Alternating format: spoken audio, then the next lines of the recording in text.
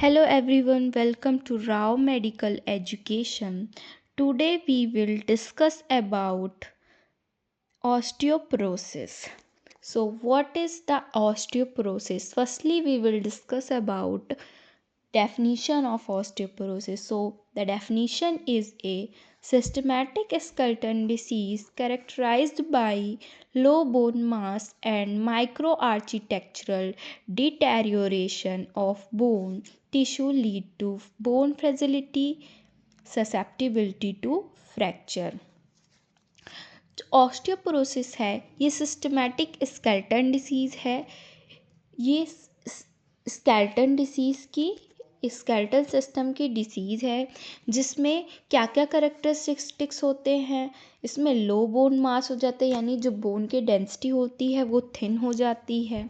Next micro architectural deterioration of bone, यानी जो bones में नॉर्मली पोर्स पाए जाते हैं उनका जो स्ट्रक्चर होता है वो इनलार्ज हो जाता है या फिर बिगड़ जाता है, जिसके कारण से बोन टिश्यू में बोन फ्रेजिलिटी हो जाती है, यानी बोन्स कमज़ोर हो जाती हैं, सॉफ्ट हो जाती हैं। ससेप्टिबिलिटी टू फ्रैक्चर, और बोन्स सॉफ्ट और वीक होने के कारण से उनमें बहुत ही ज़्यादा फ्रैक्चर के चांसेस बढ़ जाते हैं। जैसे कि इस पिक्चर में दिखाया गया है कि नॉर्मल बोन में जो पोर्स हैं वो सब सिमिलर शेप के हैं और सिमिलर साइज़ के हैं, लेकिन ऑस्टियोपोरोसिस की कंडीशन में जो पोर्स है उनका साइज़ बिल्कुल तरीके से बिगड़ चुका है और इंक्रीज़ हो चुका है, जिसके कारण से बोन टिश्यूज़ हैं वो फ्रेजाइल हो रही हैं और इनमें फ्रैक्चर के चांसेस बहुत ज़्यादा इंक्रीज़ हो रहे हैं। नेक्स्ट हम देखेंगे एटियोलॉजी ऑफ ऑस्टियोपोरोसिस, यानी कि ऑस्टियोपोरोसिस के क्या क्या कारण हैं। तो ऑस्टियोपोरोसिस 2 टाइप्स के होते हैं, primary osteoporosis and secondary osteoporosis. तो इसमें दोनों टाइप्स के अकॉर्डिंग हम एटियोलॉजी देखेंगे। तो प्राइमरी ऑस्टियोपोरोसिस में 2 टाइप्स के कॉजेज़ होते हैं, टाइप 1 एंड टाइप 2। टाइप 1 में ये है कि टाइप 1 में मेनली अफेक्ट्स वुमेन, यानी जो ऑस्टियोपोरोसिस की कंडीशन होती है वो मेल से ज़्यादा फीमेल्स में देखी जाती है। नेक्स्ट है मेल में भी होती है, लेकिन जो फीमेल का जो रेट होता है वो बहुत ज़्यादा इंक्रीज़ होता है। Next hormone related due to over active osteoclast, यानी फीमेल्स में क्यों ज़्यादा होती है, क्योंकि फीमेल्स में मीनोपॉज यानी जो मेंस्ट्रुअल साइकिल जब स्टॉप हो जाती है एंड उसके बाद सडनली एस्ट्रोजन का लेवल बहुत ज़्यादा डिक्रीज़ हो जाता है, जिसके कारण से ऑस्टियोपोरोसिस की कंडीशन होने लगती है। क्योंकि एस्ट्रोजन लेवल घटने के कारण से बहुत सारे जो केमिकल लेवल्स होते हैं वो और बॉडी का नॉर्मल फंक्शन वो थोड़ा सा डिस्टर्ब्ड हो जाता है, जिसके कारण से ऑस्टियोपोरोसिस होने के चांसेस होते हैं और ऑस्टियोक्लास्ट बहुत ज़्यादा ओवर एक्टिव हो जाती हैं। यानी ऑस्टियोक्लास्ट एक बोन सेल टाइप होता है जो कि क्या करता है, जितनी भी जो बोन होती हैं उनको क्या करता है, जो ओल्ड बोन हो जाती हैं उनको क्या करता है, ब्रेक डाउन करने का काम करता है। और ऑस्टियोब्लास्ट क्या करता है, फॉर्मेशन का काम करता है। तो ऑस्टियोक्लास्ट बहुत ज़्यादा एक्टिव हो जाते हैं और बोन बहुत ज़्यादा ही मात्रा में ब्रेक डाउन होने लगती है, जिसके कारण से ऑस्टियोपोरोसिस की कंडीशन आकर होने लगती है। Bone loss is most rapid in 10 year after menopause, यही बोन लॉस सबसे ज़्यादा मीनोपॉज के 10 साल बाद तक बहुत ज़्यादा बोन लॉस होता है, क्योंकि एस्ट्रोजन का लेवल एकदम से डिक्रीज़ हो जाता है। नेक्स्ट हम देखेंगे type 2, affecting both sexes, age related and due to under active osteoblast, यानी कि जो टाइप 2 में क्या होता है कि दोनों सेक्सेस में ये अफेक्ट करता है, यानी कि मेल और फीमेल्स में दोनों में अफेक्ट करती है डिसीज़। एज रिलेटेड होता है, यानी कि एज 60 ओवर एज हो जाने के बाद जो ऑस्टियोब्लास्ट यानी जो बोन सेल का फॉर्मेशन करती हैं वो क्या करते हैं, वो बहुत ही ज़्यादा क्या होती हैं, अंडर एक्टिव, यानी उनकी जो एक्टिविटी हो जाती है वो स्लो हो जाती है, जिसके कारण से बोन फॉर्मेशन नहीं हो पाता है और बोन कंटिन्यूस ब्रेकडाउन होती रहती है, जिसके कारण से बोन फ्रेजाइल हो जाती है।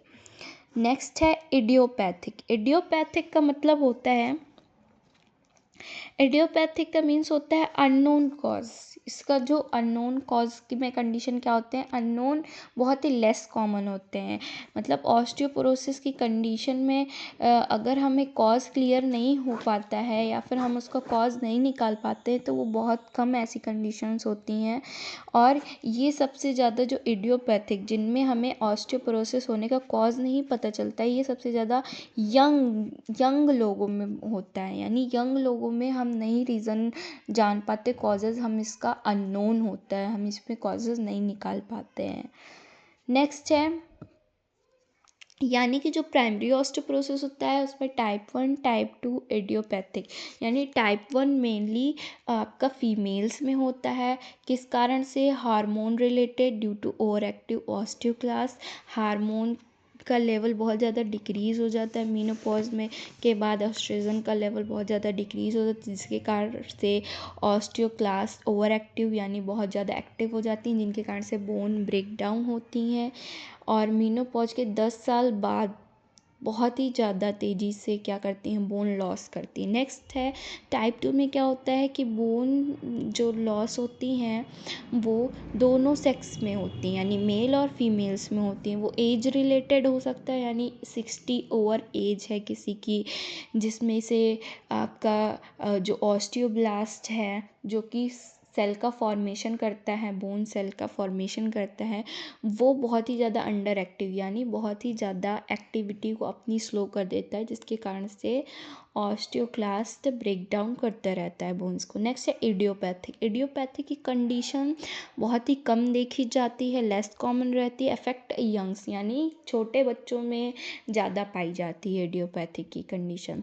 नेक्स्ट हम देखेंगे सेकेंडरी ऑस्टियोपोरोसिस। सेकेंडरी ऑस्टियोपोरोसिस में क्या होता है, this is associated with factors which predispose individual to reduce bone density। Example देखिए सेकेंडरी ऑस्टियोपोरोसिस। सेकेंडरी ऑस्टियोपोरोसिस में क्या है, this is associated with factors which predispose individual to reduce bone density. Example nutrition, hormones, drugs, disease, rheumatologic conditions. यानी secondary osteoporosis के क्या कारण होते हैं, इसमें क्या होता है, हर इंडिविजुअल का इसमें एक अलग रीज़न होता है। हर इंडिविजुअल में इसमें अलग रीज़न होता है। इसमें कुछ फैक्टर्स होते हैं जिनमें ऑस्टियोपोरोसिस होने का चांसेस ज़्यादा बढ़ जाते हैं। जैसे किसी इंडिविजुअल पर्सन में न्यूट्रिशन की कमी होती है, हार्मोन्स की कमी होती है, न्यूट्रिशन प्रॉपर नहीं रहता उसकी बॉडी में, फिर ड्रग्स कोई बहुत ही ज़्यादा लॉन्ग टाइम से ड्रग्स ले रहा है जो कि क्या कर रहा है, बोन की डेंसिटी को रिड्यूस कर रहा है, उसके कारण से हो सकता है। नेक्स्ट डिसीज़ है कोई आपको लॉन्ग टर्म, जिसके कारण से बोन आपकी फ्रेजाइल हो रही है, बोन डेंसिटी रिड्यूस हो रही है, या रोमेटोलॉजिक कंडीशंस। इन कंडीशंस में क्या होता है कि बोन डेंसिटी क्या होती है, रिड्यूस हो जाती है। ये पर्टिकुलरली किसी भी पर्सन को किसी रीज़न से हो सकता है। नेक्स्ट हम इसमें देखेंगे इंसिडेंस ऑफ ऑस्टियोपोरोसिस। इसमें क्या इंसिडेंस होता है, मतलब ज़्यादा चांसेस क्या होते हैं इसमें, तो ऑस्टियोपोरोसिस से फॉर आर्म फ्रैक्चर होने के बहुत ज़्यादा इंसिडेंस होता है। नेक्स्ट हिप फ्रैक्चर होने का बहुत ज़्यादा इंसिडेंस होता है, एंड वर्टेब्रल फ्रैक्चर यानी जो आपकी रीढ़ की हड्डी होती है उसका फ्रैक्चर हो सकता है, हिप फ्रैक्चर हो सकता है, फॉर आर्म फ्रैक्चर हो सकता है। नेक्स्ट हम देखेंगे पेशेंट्स एट रिस्क। यानी पेशेंट्स में सबसे ज़्यादा रिस्क फैक्टर्स किस, मतलब रिस्क फैक्टर्स क्या होते हैं सबसे ज़्यादा, तो रिस्क फैक्टर है पहले कि सबसे ज़्यादा फीमेल्स में देखी जाती हैं ये फीमेल्स में ज़्यादा रिस्क होता है। नेक्स्ट है एडवांस्ड एज। एडवांस्ड एज मतलब 60 से ज़्यादा एज वाले, 60 एज से ज़्यादा एज वालों को होने के ज़्यादा रिस्क होते हैं। या फिर गोनाडल हार्मोन डेफिशिएंसी, किसी के बॉडी में हार्मोन की डेफिशिएंसी हो जाती है, जैसे कि एस्ट्रोजन और टेस्टोस्टेरोन, ये हार्मोन्स बहुत ज़्यादा डिक्रीज़ होंगे बॉडी में, तो ऑस्टियोपोरोसिस होने के ज़्यादा रिस्क होता है। नेक्स्ट है लो बॉडी वेट एंड बीएमआई। किसी का बहुत ज़्यादा बॉडी वेट कम है, बीएमआई कम है, उस कंडीशन में रिस्क ज़्यादा होता है। Family history of osteoporosis. Family history में भी जेनेटिकली आपके फादर या फिर आपके ग्रैंडफादर को ये डिसीज़ रही हो तो आपको भी होने के चांसेस इसमें ज़्यादा रहते हैं। नेक्स्ट है लो कैल्शियम इनटेक। अगर कोई पर्सन अपनी डाइट में बहुत ज़्यादा लो कैल्शियम इनटेक ले रहा है, कैल्शियम की मात्रा नहीं है ले रहा अपनी बॉडी में, उसको ज़्यादा रिस्क होता है। स्मोकिंग, एक्सेसिव अल्कोहल इनटेक, यानी जो बहुत ज़्यादा स्मोकिंग लेते हैं या फिर ड्रिंक करते हैं, उसके कारण से भी ऑस्टियोपोरोसिस का रिस्क बढ़ जाता है। क्रॉनिक ग्लूकोकार्टिकॉइड यूज़, यानी बहुत लंबे समय से ग्लूकोकार्टिकॉइड का यूज़ कर रहे हैं। ये एक स्टेरॉइड ड्रग होती है जो एड्रिनल ग्लैंड्स में जो हार्मोन्स की इनसफिशियंसी हो जाती है उसको ट्रीट करता है। अगर इस ड्रग को बहुत लंबे समय से लिया जा रहा हो तो ये ऑस्टियोपोरोसिस होने के चांस को, रिस्क को बढ़ा देता है। नेक्स्ट है हिस्ट्री ऑफ फ्रैक्चर, या फिर आपको फ्रैक्चर हो चुका हो पास्ट में, आपकी पास्ट हिस्ट्री रही हो फ्रैक्चर, तो इससे ऑस्टियोपोरोसिस का रिस्क बन सकता है। नेक्स्ट है क्लिनिकल फीचर्स। क्लिनिकल फीचर्स यानी कि क्या क्या साइन सिम्टम्स देखने को मिलेंगे पेशेंट में। तो फर्स्टली है pain, DL, spine. Pain, DL का मतलब है डॉर्सल, एल का मतलब है लंबर, यानी डॉर्सल और लंबर रीजन में, स्पाइन यानी रीढ़ की हड्डी के डॉर्सल और लंबर रीजन में पेन होगा पेशेंट को।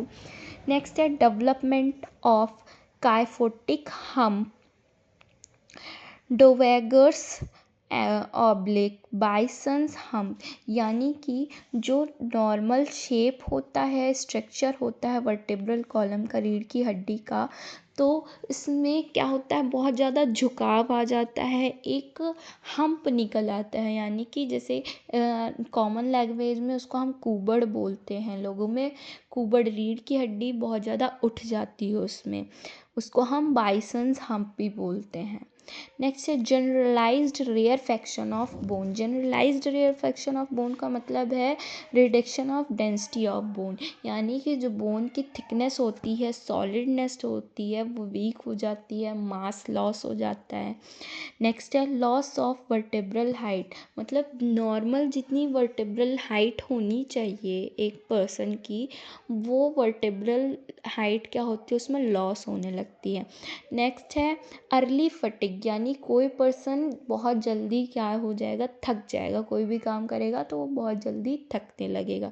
नेक्स्ट है स्किन क्रीजेस अराउंड एब्डोमेन, यानी पेट के एरिया के पास क्या होने लगेगा, पेट के आसपास की स्किन क्या होने लगेगी, क्रीजेस पड़ने लगेंगे उसमें, यानी सिकुड़ने लगेगी। नेक्स्ट है फ्रैक्चर, यानी पेशेंट में फ्रैक्चर हो सकता है, वर्टेब्रल फ्रैक्चर होगा, फीमोरल नेक फ्रैक्चर हो सकती है, डिस्टल फॉर्म आर्म में फ्रैक्चर हो सकता है, यानी कि ज़्यादा एज वालों में फीमोरल नेक का फ्रैक्चर होने के चांसेस होते हैं, और यंग यानी जो यंग लोग होते हैं उनमें डिस्टल फॉर आर्म का फ्रैक्चर होने के ज़्यादा देखा जाता है। नेक्स्ट हम देखेंगे पैथोजेनेसिस, यानी ये डिसीज़ प्रोग्रेस कैसे करती है। तो firstly rate of resorption formation, मतलब कि बोन रिजॉर्प्शन का रेट इसमें क्या होता है, लो हो जाता है, यानी कि इसमें जो बोन टिश्यू होते हैं जो बोन लॉस को क्या करते हैं, बोन को लॉस करते हैं, बोन के फॉर्मेशन को रिड्यूस कर देते हैं, वो क्या हो जाता है, कम हो जाता है, यानी रिजॉर्प्शन का, यानी कि जो फॉर्मेशन हो रहा है बोन का वो बहुत ही ज़्यादा उसका रेट कम हो जाता है। जिसके कारण से bone become weak and brittle and loss of bone मास, यानी कि इसके कारण से जो बोन होती है वो बहुत वीक हो जाती है, ब्रिटल ब्रिटल मतलब बहुत ही ज़्यादा नाजुक यानी सॉफ्ट हो जाती है, एंड लॉस ऑफ बोन मास यानी बोन मास भी इसमें क्या हो जाता है, कम हो जाता है। नेक्स्ट इसके बाद क्या होता है, bone mineral density is decrease due to deficiency of calcium and vitamin D. Body में कैल्शियम और विटामिन डी की कमी से जो बोन में जितने भी मिनरल्स होते हैं और उनकी क्या हो जाती है, कमी होने लगती है, क्योंकि हमारी बॉडी में कैल्शियम और विटामिन डी की डेफिशिएंसी हो जाती है। नेक्स्ट है, since there is calcium deficiency it stimulates parathyroid gland. जब कैल्शियम डेफिशिएंसी होती है तब उसके कारण से क्या होता है, जो पैराथायराइड ग्लैंड होती है वो पैराथायराइड हार्मोन को इंक्रीज़ करती है। क्यों? क्योंकि जब बोन में डेफिशिएंसी हो जाती है कैल्शियम की, तो बोन क्या करती है, पैराथायराइड हार्मोन को इंडिकेट करती है, पैराथायराइड ग्लैंड को इंडिकेट करती है, जो कि पैराथायराइड हार्मोन को डिक्रीज़ करता है। और पैराथायराइड हार्मोन क्या वर्क करता है, बोन से ब्लड स्ट्रीम से कैल्शियम को लेकर के बोन्स में ट्रांसफ़र करता है, जिसके कारण से जो बोन में डेफिशिएंसी हो जाती है कैल्शियम की, वो क्या होती है, उससे कवर अप होती है, इसलिए पैराथायराइड ग्लैंड को क्या करता है, स्टिमुलेट करता है। नेक्स्ट है, parathyroid hormones desorbs calcium from bones to body requirement of calcium, यानी कि जब बॉडी में कैल्शियम की डिफिशियंसी होगी तो बॉडी बोन से कैल्शियम को लेने लगती है, यानी कि जो पैराथायराइड हार्मोन होगा वो रिलीज़ होगा और वो बोन से क्या करने लगेगा, कैल्शियम को लेने लगेगा बॉडी में। अगर बॉडी में आपके यानी ब्लड में कैल्शियम की मात्रा ज़्यादा बढ़ जाएगी तो वो बोन की तरफ जाने लगेगी, यानी जब बोन में कमी हो जाएगी तो बोन ब्लड से कैल्शियम लेगा। अगर ब्लड में कैल्शियम की कमी ज़्यादा हो जाएगी तो ब्लड क्या करेगा, बोन से कैल्शियम की मात्रा को लेना चालू करेगा। और जब बॉडी में कैल्शियम की कमी हो जाएगी तो ब्लड क्या करेगा, बोन से कैल्शियम लेगा और बोन में कैल्शियम की डेफिशिएंसी हो जाएगी, यानी अगर बॉडी में कैल्शियम की डेफिशिएंसी होगी तो बोन में भी कैल्शियम की डेफिशिएंसी हो जाएगी। तो ये है आपकी पैथोजेनेसिस, यानी कि फर्स्टली क्या होगा, जो रीअब्जॉर्प्शन हो रहा है, यानी कि जो बोन का फॉर्मेशन का रेट है वो रिड्यूस हो जाएगा, जिसके कारण से bone become weak and brittle and loss of bone mass, bone weak हो जाएंगी, ब्रिटल यानी नाजुक हो जाएंगी और बोन मास भी कम हो जाएगा। और बॉडी में कैल्शियम और विटामिन डी की कमी से बोन के मिनरल्स जो होंगे वो डेंसिटी को डिक्रीज़ करने लगेंगे। नेक्स्ट है, कैल्शियम की डेफिशिएंसी होने के कारण से बॉडी में जब कैल्शियम की डेफिशिएंसी होगी तो पैराथायराइड ग्लैंड स्टिमुलेट होगी और पैराथायराइड ग्लैंड पैराथायराइड हार्मोन को रिलीज़ करेगी, जो कि क्या करेगा, बोन से कैल्शियम को लेने लगेगा बॉडी की रिक्वायरमेंट कंप्लीट करने के लिए, जिसके कारण से बोन में कैल्शियम की डेफिशिएंसी हो जाएगी और बोन की डेंसिटी वीक होने लगेगी, बोन में पोरस फॉर्म्स होने लगेंगे, बोन के जो पोर होंगे वो इंक्रीज़ होने लगेंगे। नेक्स्ट हम देखेंगे डायग्नोसिस ऑफ ऑस्टियोपोरोसिस, यानी ऑस्टियोपोरोसिस की कंडीशंस में हम क्या क्या डायग्नोसिस कराएंगे, यानी क्या क्या इन्वेस्टिगेशंस हम कर सकते हैं। फर्स्टली है फिज़िकल एग्जामिनेशन, यानी हम पेशेंट का हेड टू टो एग्जामिन करेंगे। नेक्स्ट है measurement of bone mineral content, यानी बोन में क्या क्या मिनरल्स हैं और क्या क्या कितना मिनरल्स है, उसकी अमाउंट कितना है, ये चीज़ हम मेज़रमेंट करेंगे। यानी और क्या करेंगे, हम डुअल एक्सरे एब्जॉर्प्टियोमेट्री कराएंगे, DXA डुअल एक्सरे एब्जॉर्प्टियोमेट्री। इसका वर्क क्या होता है डुअल एक्सरे एब्जॉर्प्टियोमेट्री का, कि ये बोन डेंसिटी टेस्ट होता है। इसमें क्या होता है, हम बोन की हेल्थ को चेक करते हैं। ये सेम एक्सरे के जैसे होता है, बट इसमें हम बोन की स्ट्रेंथ और बोन में कितने मिनरल्स हैं, उसका अमाउंट कितना है, वो सारी चीज़ें भी हम इसमें मेज़र कर सकते हैं। इसलिए हम इसको डुअल एक्सरे एब्जॉर्प्टियोमेट्री भी बोलते हैं। नेक्स्ट हम पेशेंट में सीटी स्कैन करा सकते हैं, रेडियोग्राफिकल एग्जामिनेशन करा सकते हैं। फिज़िकल एग्जामिनेशन में हम क्या देखेंगे, ऑस्टियोपोरोसिस में क्या देखेंगे हम, कि ऑस्टियोपोरोसिस की कंडीशन में पेशेंट की जो हाइट होगी वो लॉस हो जाएगी, कम हो जाएगी। जैसे कि आपकी जो नॉर्मल हाइट है उससे हाइट कम हो जाएगी, बॉडी वेट रिड्यूस होगा। नेक्स्ट है काइफोसिस की कंडीशन, वही चीज़ हम फॉर्म होने लगे, यानी कुबड़ जो वर्टेब्रल कॉलम है वो उभार होने लगेगा उसमें। नेक्स्ट टूथ लॉस होने लगेंगे।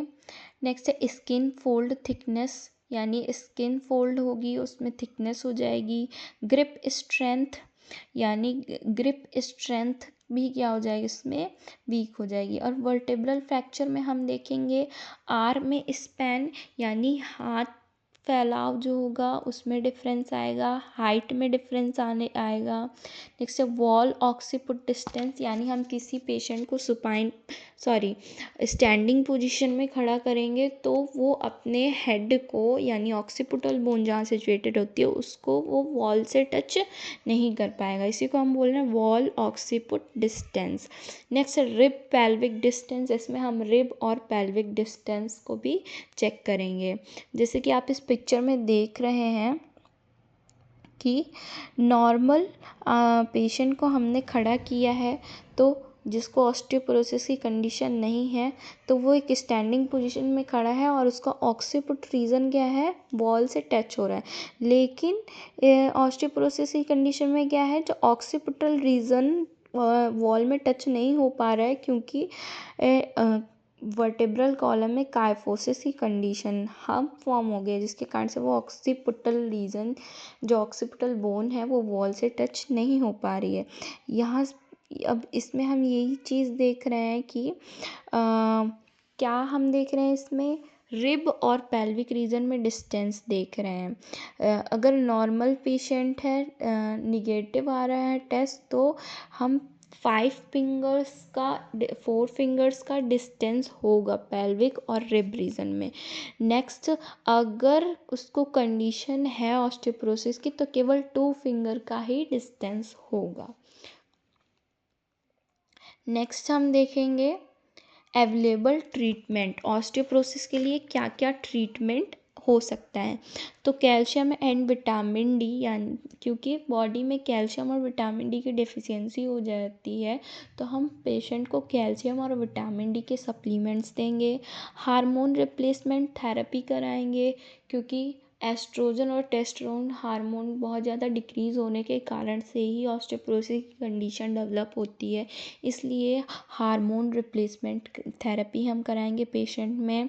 नेक्स्ट है सिलेक्टिव एस्ट्रोजन रिसेप्टर मॉड्यूलेटर्स, ये कौन से आपके ड्रग्स आती हैं, ये क्या है, आपके यूज़ किए जाते हैं एस्ट्रोजन रिलेटेड, यानी जब कोई एस्ट्रोजन हार्मोन जो होता है फीमेल्स में पाया जाता है, इसके रिगार्डिंग कोई डिसीज़ हो जाती है पेशेंट को, जैसे कि ब्रेस्ट कैंसर या फिर ऑस्टियोपोरोसिस, और उस कंडीशन में हम ये ड्रग देते हैं पेशेंट को। नेक्स्ट है बाइसफॉस्फोनेट्स, यानी बाइसफॉस्फोनेट्स एक ऐसी ड्रग है जो कि क्या करती है, ऑस्टियोपोरोसिस की कंडीशन में हिप और स्पाइन फ्रैक्चर के रिस्क को रिड्यूस करती है, इसलिए पेशेंट को हम बाइसफॉस्फोनेट्स ड्रग भी देते हैं। नेक्स्ट है कैल्सीटोनिन, कैल्सीटोनिन भी हम देंगे पेशेंट को। कैल्सीटोनिन क्या करता है कि जो किडनी में बहुत ज़्यादा कैल्शियम एब्जॉर्ब होने लगता है और बॉडी में कैल्शियम की मात्रा रिड्यूस होने लगती है, तो क्या करता है कि किडनी में जो कैल्शियम कलेक्ट हो रहा है उसको वो क्या करता है, रिड्यूस करता है। नेक्स्ट है अदर ट्रीटमेंट में हम क्या देख रहे हैं कि नॉन फार्माकोलॉजिकल इंटरवेंशंस करेंगे। अदर ट्रीटमेंट कर सकते हैं, नॉन फार्माकोलॉजिकल इंटरवेंशन करेंगे। नॉन फार्माकोलॉजिकल में आपका स्टैटिन्स क्यों देते हैं? स्टैटिन्स आपके कोलेस्ट्रॉल लेवल को लो करता है। विटामिन के हम देते हैं ऑस्टियोपोरोसिस के पेशेंट को, क्योंकि ये बॉडी के मतलब जो बोन रिमोल्डिंग होता है उसको रेगुलेट करता है, यानी कि जो बोन का फंक्शंस होता है, ऑस्टियोब्लास्ट का जो फंक्शन होता है उसको अच्छे से कराता है, जिसके कारण से जो बोन ब्रेक डाउन और फॉर्मेशन होता है वो प्रॉपर तरीके से होता है। नेक्स्ट हम फ्लोराइड भी देते हैं। फ्लोराइड क्या करता है कि ये मिनरल डेंसिटी को इंक्रीज़ करता है, मतलब कि जो बोन्स में जितने मिनरल्स पाए जाते हैं उनके लेवल को ये इंक्रीज़ करता है। नेक्स्ट हम देखेंगे एक्सरसाइज एंड ऑस्टियोपोरोसिस। ऑस्टियोपोरोसिस में क्या क्या एक्सरसाइज हमें प्रिवेंट करनी होती हैं और एक्सरसाइज कैसे अफेक्ट करती हैं ऑस्टियोपोरोसिस की कंडीशन में। एक्सरसाइज फर्स्ट पॉइंट है, exercise can prevent osteoporosis. Exercise से हम ऑस्टियोपोरोसिस की कंडीशन से बचाव कर सकते हैं। Next exercise effect. एक्सरसाइज कैसे इफेक्ट करती है एडोलसेंट में? Increase peak bone mass. अगर हम एक्सरसाइज कोई पर्सन करता है तो उसका क्या होता है एडोलसेंट में कि जो बोन मास होता है वो ज़्यादा इंक्रीज़ हो जाता है, तो जो बोन मास लॉस होने का चांसेस होते हैं वो कम होते हैं। नेक्स्ट एल्डरली, उससे प्रिवेंट हम कर सकते हैं। एल्डरली यानी ज़्यादा ओल्ड एज वाले पर्सनस में, जो ओवर एज वाले पर्सनस में क्या होता है small increase in bone mass density, यानी बोन मास डेंसिटी, जो बोन मास डेंसिटी है वो बहुत ही ज़्यादा अमाउंट में क्या होती है इंक्रीज़ होती है, यानी कि हम अगर एक्सरसाइज कर रहे हैं प्रॉपर तरीके से, जो बोन मास डेंसिटी होती है वो इंक्रीज़ होती है लॉस होने के बजाय। इस कारण से हम एक्सरसाइज से हम ऑस्टियोपोरोसिस की कंडीशन से प्रिवेंट कर सकते हैं। फिटनेस में प्रिवेंट फॉलिंग। अगर बॉडी हम एक्सरसाइज करते हैं और बॉडी हमारी फिट रहती है तो हम फॉलिंग से यानी गिरने से बच सकते हैं, हमारी बोन्स क्या होंगी स्ट्रांग होंगी। एविडेंस बेस्ड डाटा, यानी इस चीज़ को हम एज अ प्रूफ एक माना गया है कि reduction of hip and leg fractures in observational studies, यानी ऑस्टियोपोरोसिस की कंडीशन में एविडेंस यानी एज अ प्रूफ माना गया है कि कई सारे लोगों में ये केस देखा गया है कि हिप और लेग फ्रैक्चर्स बहुत ज़्यादा ऑब्जर्व किए गए हैं ऑस्टियोपोरोसिस की कंडीशन में। नेक्स्ट हम देखेंगे अदर मेजर्स में क्या है कि ट्रीट प्रीडिस्पोजिंग फैक्टर्स, मतलब जो चीज़ें होने की ज़्यादा संभावना है हमको पहले से ही क्या कर सकते हैं ट्रीट कर सकते हैं, उनको ट्रीट करना चाहिए जो चीज़ें ऑस्टियोपोरोसिस कंडीशन में होने की ज़्यादा संभावना होती हैं। नेक्स्ट है फॉल से पेशेंट को प्रिवेंट करना है कि पेशेंट कोई ऐसा काम ना करे कि जिसके कारण से उसे गिरने का या चोट लगने का चांसेस हो। जैसे कि हम करेक्ट विजुअल इम्पेयरमेंट्स, यानी अगर पेशेंट को कोई विजुअल इम्पेयरमेंट्स है, देखने में उसको दिक्कत है या फिर उसको विज़न में कोई प्रॉब्लम है तो उसको हमें करेक्ट करना चाहिए। अवॉइड ड्रग्स, कुछ ड्रग्स हमें अवॉइड करना चाहिए जिससे हम प्रिवेंट कर सकते हैं ऑस्टियोपोरोसिस से, जैसे कि आपका बेंजोडाइज़ेपाइंस, ये एक एंटी डिप्रेशन ड्रग है। Hypnotics anti depression drugs cause hypotension, ये ड्रग्स क्या करती हैं हाइपोटेंशन कराती हैं इंस्ट्रिक्टिव फैक्टर्स में। ये ड्रग्स हमें क्या करना चाहिए अवॉइड करना चाहिए ऑस्टियोपोरोसिस के से प्रिवेंट करने के लिए। नेक्स्ट एक्सटर्नल हिप प्रोटेक्टर,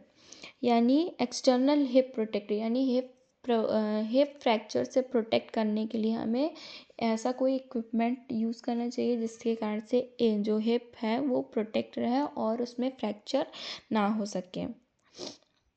अगर हम एक्सटर्नल हिप प्रोटेक्टर का यूज़ करते हैं तो 50% जो रिस्क होता है फ्रैक्चर का वो डिक्रीज़ हो जाता है, कम हो जाता है। नेक्स्ट हम फिजियोथेरेपिक मैनेजमेंट, यानी पेशेंट में फिजियोथेरेपी भी करा सकते हैं। फिजियोथेरेपी किस बेसिस पर डिपेंड है, क्लाइंट की एज पर डिपेंड होता है या फिर उसके करंट हेल्थ स्टेटस पर डिपेंड होता है।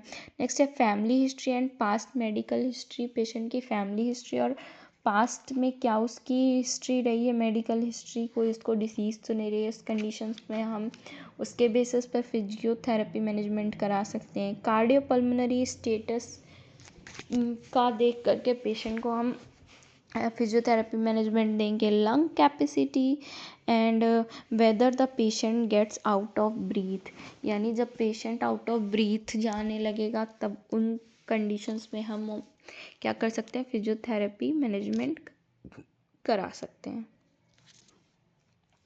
नेक्स्ट, एम क्या है? एम क्या होनी चाहिए ट्रीटमेंट का? ट्रीटमेंट का एम होना चाहिए कि पेशेंट का पेन क्या होना चाहिए, रिड्यूस हो जाना चाहिए, रिड्यूस पेन। नेक्स्ट क्या है? रिड्यूस डिसेबिलिटी, यानी अगर पेशेंट में डिसेबिलिटी आ चुकी है, वो कोई काम करने में एबल नहीं है, तो उस चीज़ को हमें रिड्यूस करना है और कि पेशेंट अपना एबल हो जाए हर काम करने के लिए। प्रिवेंट फ्रैक्चर, ऐसे पेशेंट्स में हमें फ्रैक्चर से प्रिवेंट करा के रखना है। मसल्स एंड स्ट्रेंथिंग, मसल्स को स्ट्रेंथ देना है, स्ट्रॉन्ग रखना है। ऑक्यूपेशनल थेरेपी हम पेशेंट में दे सकते हैं। मॉडिफिकेशन ऑफ होम एनवायरनमेंट करा करके हम प्रिवेंट कर सकते हैं, मतलब हमें होम का इन्वायरमेंट जो है वो मॉडिफाई करना चाहिए, जैसे कि हैंड रेल्स, मतलब अगर स्टेयर्स वगैरह हैं तो उनमें रेल होनी चाहिए जिसके सपोर्ट से फाल होने से पेशेंट बच सकता है गिरने से।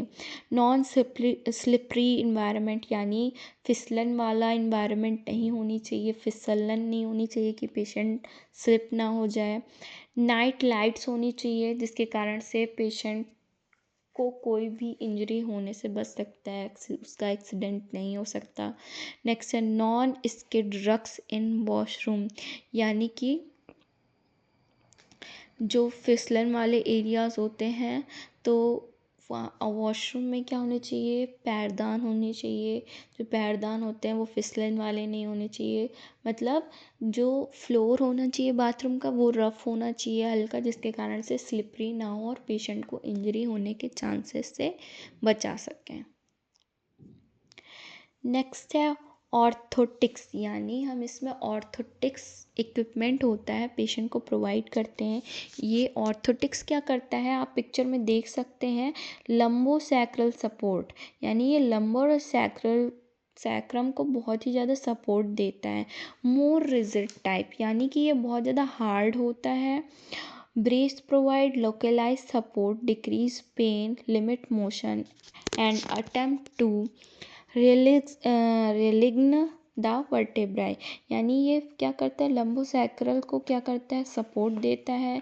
एक हार्ड ब्रेस है, हार्ड टाइप का ब्रेस है जो कि क्या कराता है, रेंज ऑफ मोशन को भी क्या करता है, लिमिट में रखता है, सपोर्ट प्रोवाइड करता है, पेन को डिक्रीज करता है, मोशन यानी मूवमेंट भी लिमिट में कराता है, हम ज़्यादा इसमें मूवमेंट नहीं कर सकते हैं। नेक्स्ट है attempt to realign the vertebrae, यानी कि जो अगर वर्टेब्रल कॉलम में फ्रैक्चर हो चुका हो या फिर कोई भी ऐसी कंडीशन हो गई हो कि फ्रैक्चर हो गया वर्टेब्रल कॉलम में, उसको भी ये दोबारा से ठीक करता है ये इक्विपमेंट। नेक्स्ट है कॉलर्स भी होते हैं, हम इसमें यूज़ कर सकते हैं। कॉलर्स क्या करते हैं, useful in supporting head upwards, a soft collar may make sleep comfortable. Collars हम किस लिए यूज़ करते हैं, हेड को सपोर्ट देने के लिए। एक सॉफ्ट कॉलर होता है जो कि क्या करता है, पेशेंट को स्लीप में बहुत ज़्यादा कंफर्टेबल फील कराता है। नेक्स्ट है ट्रीटमेंट। ट्रीटमेंट में हम क्या कर रहे हैं, बॉडी मैकेनिज्म करना है। बॉडी मैकेनिज्म क्या करेंगे, फर्स्टली अवॉइड फॉरवर्ड बेंडिंग, यानी क्या करना है, बेंडिंग यानी झुकना, ज़्यादा झुकना नहीं चाहिए, मतलब ज़्यादा झुकने को अवॉइड करना है।